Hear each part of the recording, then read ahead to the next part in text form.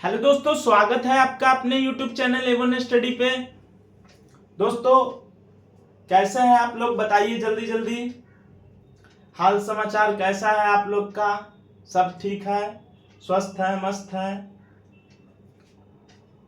आशा करते हैं दोस्तों आप लोग अच्छे होंगे, स्वस्थ होंगे, मस्त होंगे और खुश होंगे। दोस्तों, आज हम लोग पढ़ेंगे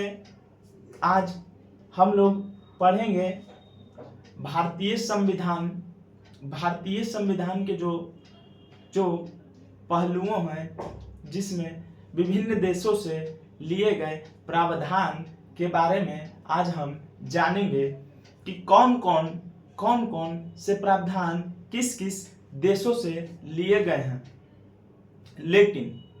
लेकिन उससे पहले हम आपको कल एक होमवर्क दिए थे, जरा उस पे भी चर्चा थोड़ा सा कर लिया जाए। बाकी फिर हम आज का क्लास कंटिन्यू करेंगे और ये अच्छा टॉपिक है।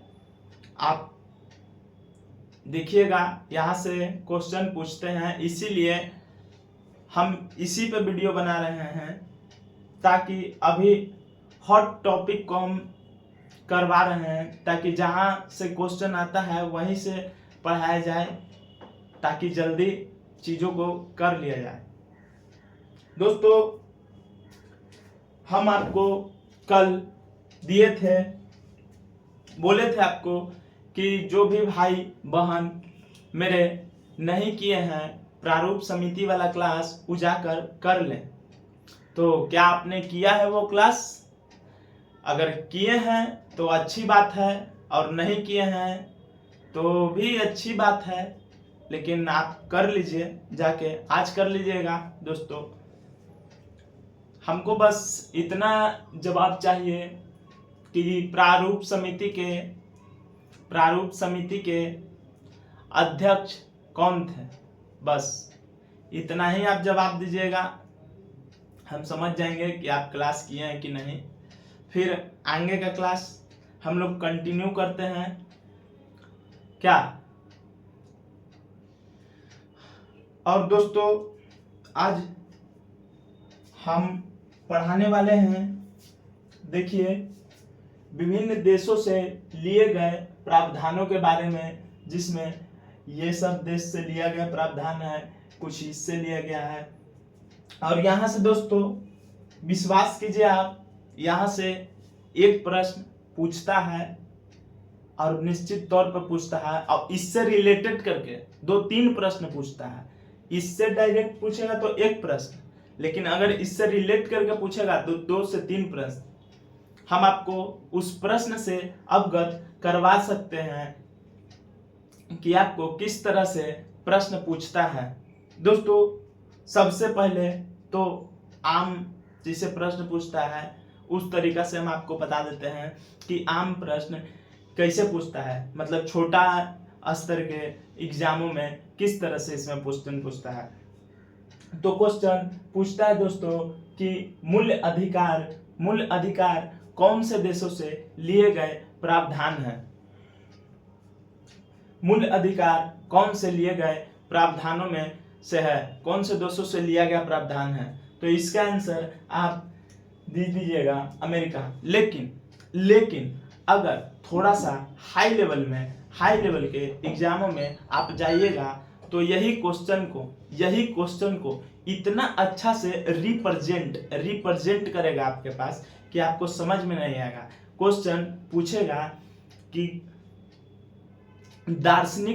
संविधान के दार्शनिक भाग कहाँ से लिया गया है, कौन से देशों से लिया गया है। आपसे इस तरह का क्वेश्चन पूछ देगा। तब अब बताइए, इस तरह से भी क्वेश्चन आता है दोस्तों, तो इसको पढ़ना जरूरी है, आप याद रखिए। पूछ देगा संविधान के दार्शनिक भाग, संविधान के राजनीतिक भाग, इस तरह से क्वेश्चन पूछता है। क्वेश्चन तो सब कोई बना देगा। अगर इस तरह से पूछेगा कि डीपीएसपी कहाँ से लिया गया है, मूल अधिकार कहाँ से लिया गया है, प्रस्तावना कहाँ से लिया है, ईसन बता देगा। लेकिन अगर क्वेश्चन थोड़ा सा उठा दिया तब, इसलिए आपको कोई भी चीज पढ़ना है तो बहुत ही सरलता पूर्वक अच्छे से पढ़ना है दोस्तों। तो हम पहले जान लेते हैं कि थोड़ा सा इसको पढ़ने से पहले ऊपरे वाला चीज देख लेते हैं कि क्या है क्या नहीं। इसके पहले जैसे संविधान में क्या था क्या नहीं। दोस्तों अगर संविधान की बात करें तो भारत का संविधान सबसे बड़ा लिखित संविधान है। वहीं दोस्तों अगर हम संविधान में देखें कि कितना क्या क्या है तो संविधान में सबसे पहले तो एक प्रस्तावना है। उसके बाद 395 अनुच्छेद 22 भाग तथा 8 अनुसूची। हम मूल संविधान की बात कर रहे हैं। मूल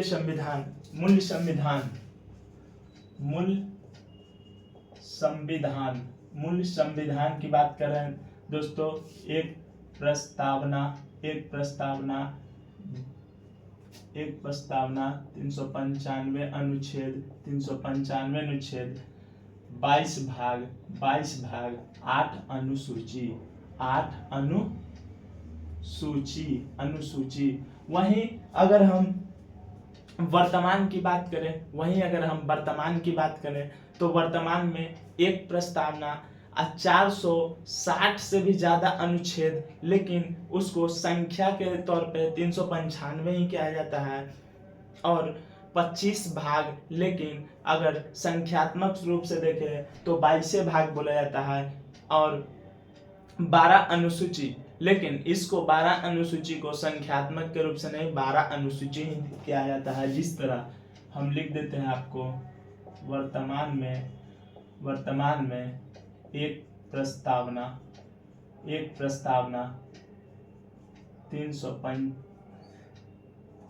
450 प्लस अनुच्छेद 25 भाग और 12 अनुसूची।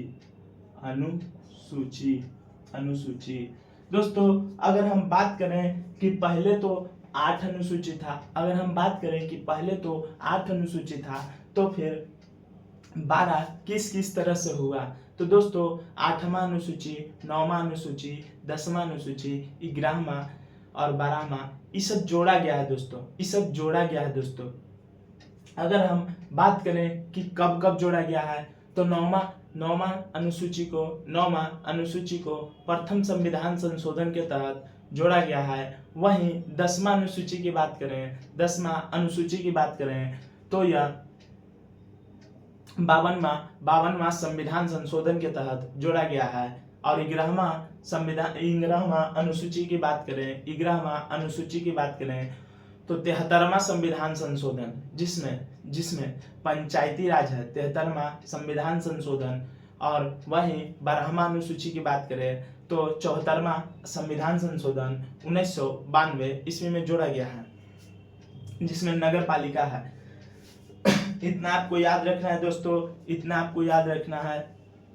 वहीं अगर हम दार्शनिक भाग की बात करें, हमने आपको क्या बोला, संविधान के कौन से भाग, मतलब संविधान के दार्शनिक भाग कहाँ से लिया गया। दार्शनिक भाग की बात अगर हम करें दोस्तों तो दार्शनिक भाग में आता है मौलिक अधिकार और राज्य के नीति निर्देशक तत्व। हम आपको लिख देते हैं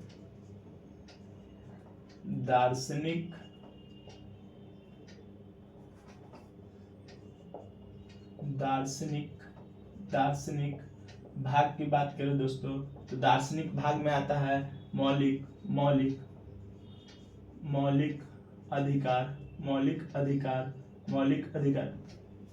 अधिकार और वहीं डीपीएसपी को ही दोस्तों राज्य का नीति निर्देशक तत्व कहा जाता है। उसके बाद देखिए राजनीतिक भाग, अगर हम राजनीतिक भाग की बात करें, अगर हम राजनीतिक भाग की बात करें कि राजनीतिक भाग क्या होता है, तो राजनीतिक भाग दोस्तों इसको राजनीतिक भाग को जैसे कैबिनेट हो गया, विधायिका हो गया, संसद ये वाला हो गया, इस वन चीज को ब्रिटेन से लिया गया, इस वन चीज को ब्रिटेन से लिया गया। जैसे दार्शनिक भाग की बात करें तो आप देखिए मौलिक अधिकार, डीपीएसपी, मौलिक अधिकार की बात करें तो मौलिक अधिकार अमेरिका से लिया गया है। डीपीएसपी की बात करें तो यह आयरलैंड से लिया गया है, आयरलैंड से लिया गया है। दोस्तों आप इसको याद रखिएगा, ए दोनों है मौलिक अधिकार और डीपीएसपी।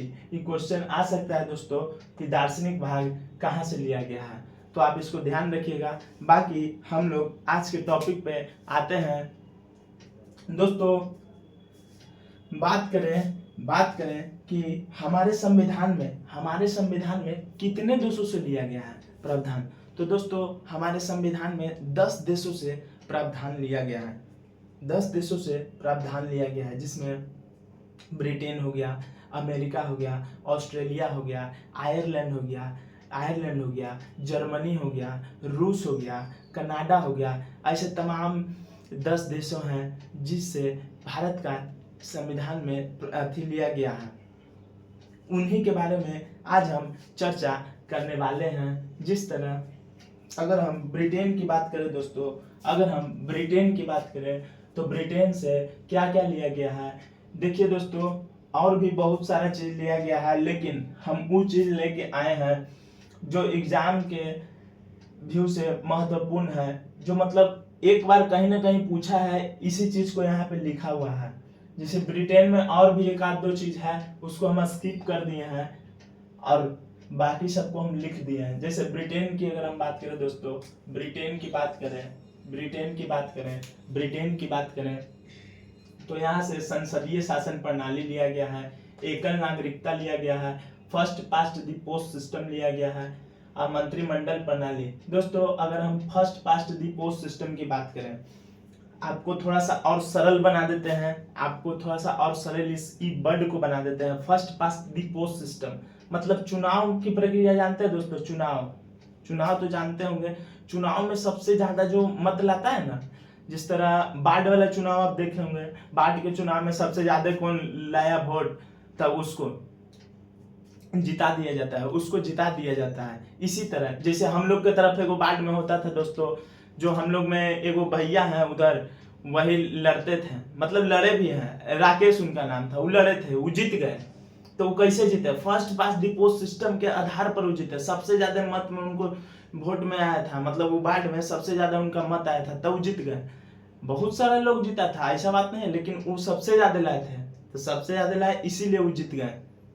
उसके बाद दोस्तों अगर हम मंत्रिमंडल प्रणाली हो गया, मंत्रिमंडल, वहीं अगर हम अमेरिका की बात करें तो अमेरिका में मूल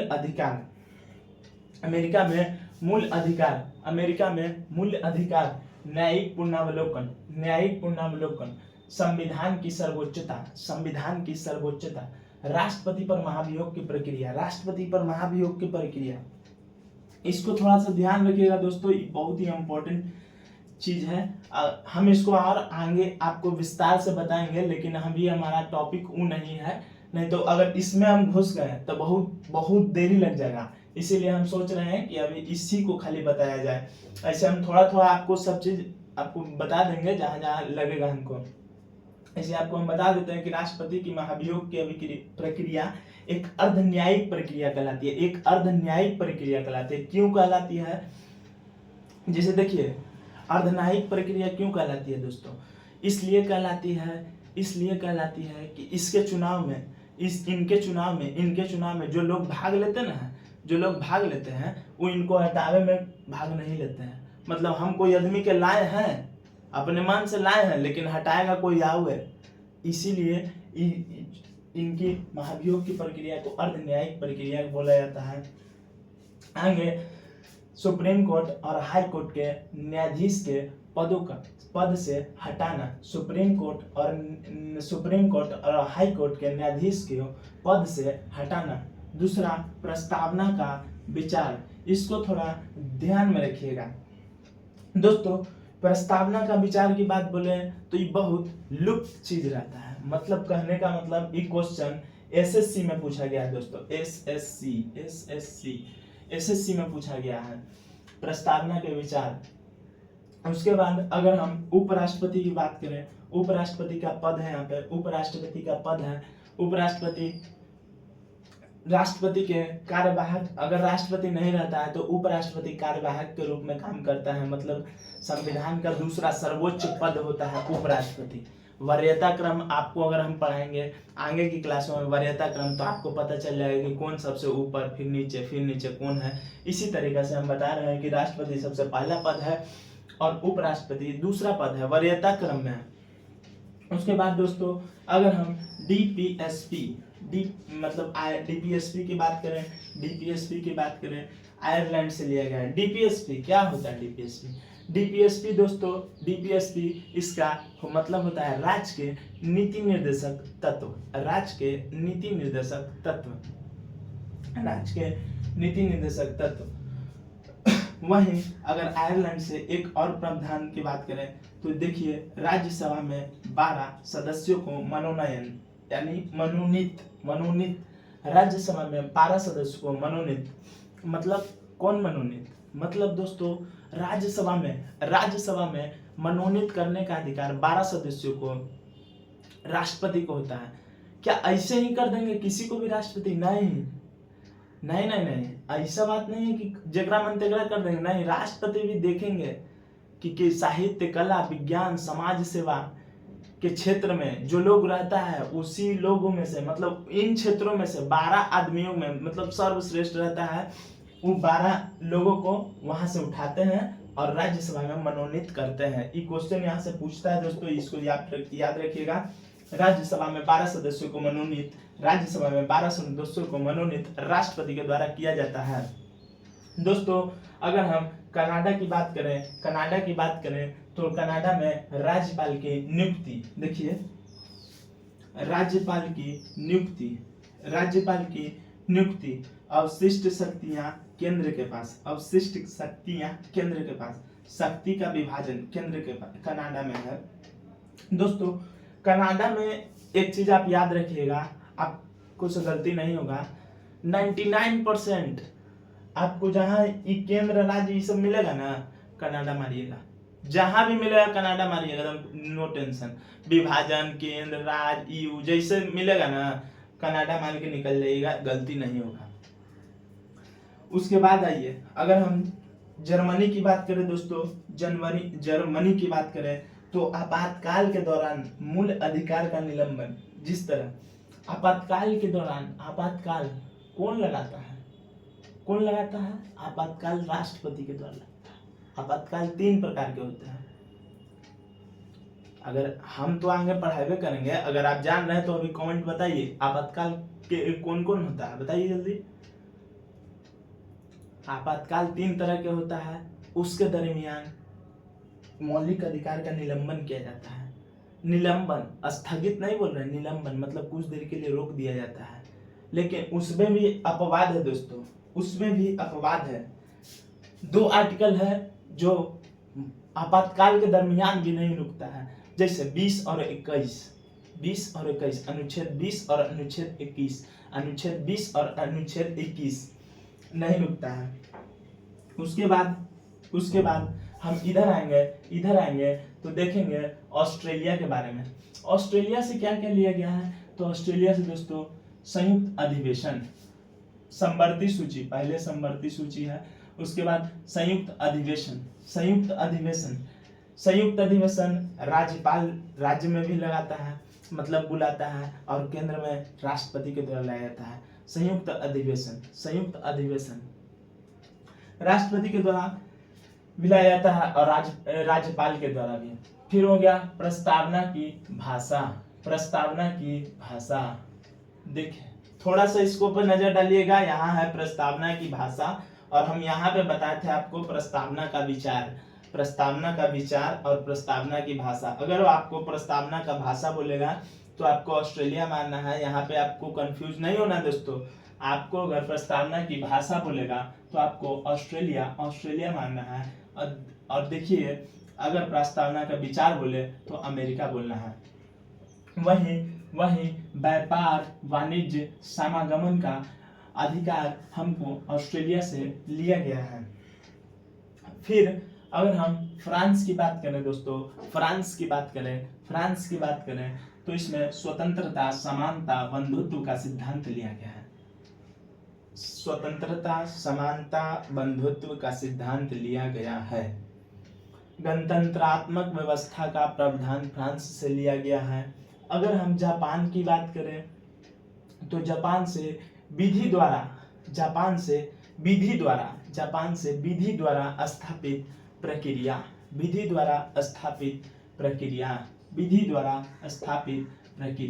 अगर हम दक्षिण अफ्रीका की बात करें तो संविधान संशोधन,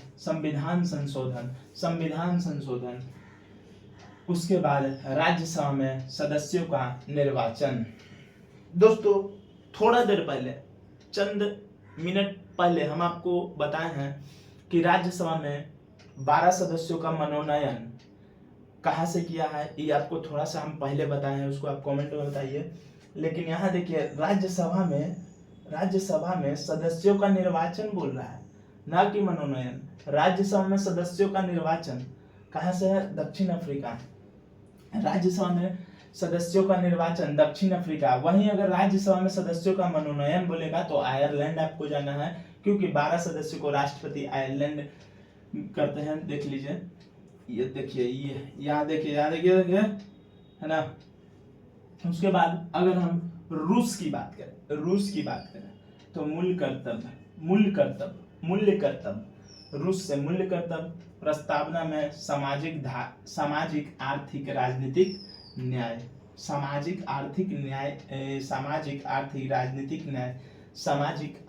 राजनीतिक न्याय लिया गया है। दोस्तों यही 10 देश है, यही 10 देशों से लिया गया है। दोस्तों इसमें आपको क्वेश्चन इस तरह से भी पूछ देगा कि कौन से देश से लिया गया है, कौन से देश से नहीं। मतलब हम देश की बात बोल रहे हैं, हम इसका बात नहीं बोल रहे। जैसे 4 को ऑप्शन दे देगा, इसमें से एक ऑप्शन ई 10 देश है, इसमें से एक 10 देश में से नहीं देगा, 3 देश देगा और एक देश नहीं देगा। मतलब दे देगा कोई ब्राजील, तो ब्राजील तो नहीं है। मतलब दे देगा कोई, क्या बोला जाता है, कुछ भी दे देगा। मतलब ई 10 देश छोड़ के एक देश को देगा और 3 देश को ई इसमें से शामिल कर लेगा। इस तरह से भी क्वेश्चन आपको पूछ सकता है, तो आपको ध्यान में रखना है दोस्तों इस 10 देशों के बारे में कि क्या है क्या नहीं है। उसके बाद एक और बात, आप इस टॉपिक को हो गया है, मतलब बता दिए, आपको इसको याद कर लेना। पहले आप मान लीजिए स्क्रीनशॉट।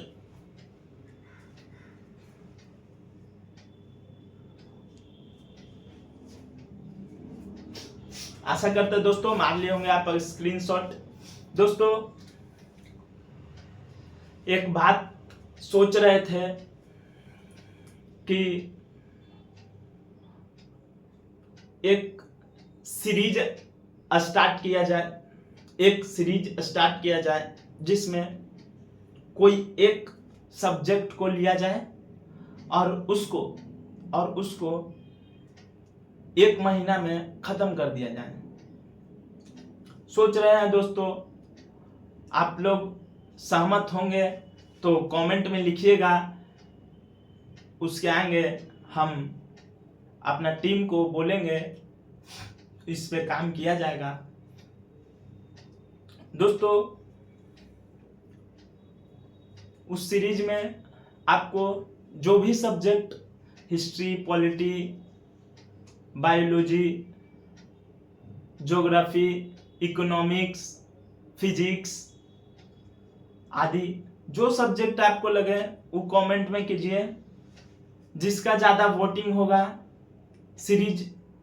वही सीरीज लेके आ जाएगा और उस पर 1 महीना बढ़िया से काम किया जाएगा।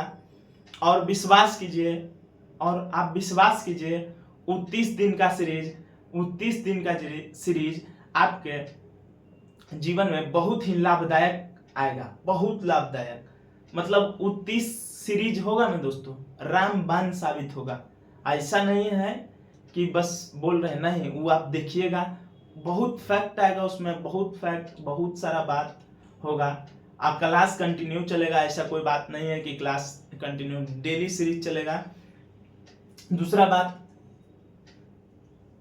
बात कि आप जितना पढ़ रहे हैं उसको पचाने का कोशिश कीजिए। पढ़ाने के लिए तो हम बहुतों पढ़ा दें, पूरा बोर्ड भर के पढ़ा दें, लेकिन थोड़ा थोड़ा ज़्यादा ठीक रहेगा।